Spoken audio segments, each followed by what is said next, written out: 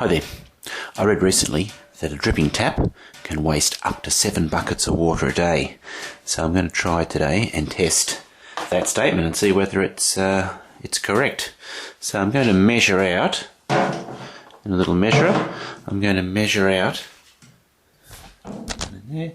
100 drops, and I'm going to see exactly how long that takes to drip out and work out the mass around that dripping tap. 98, 99, 100.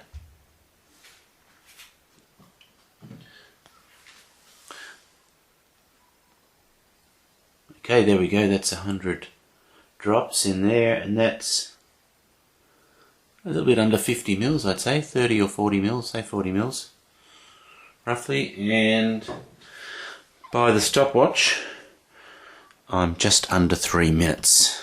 So I'll just go away with my calculator and I'll work out the calcs.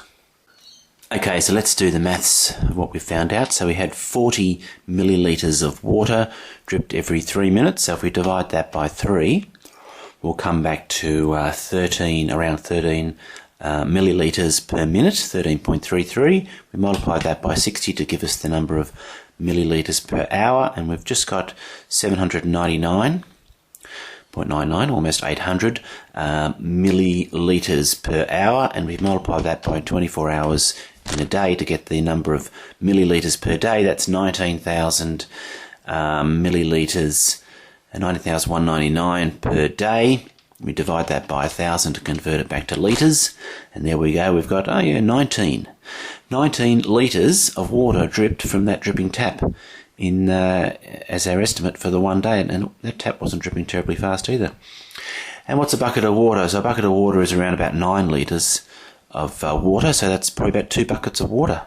So we divide that by 9 and we come back to just over 2 buckets of water dripped out of that dripping tap in a day.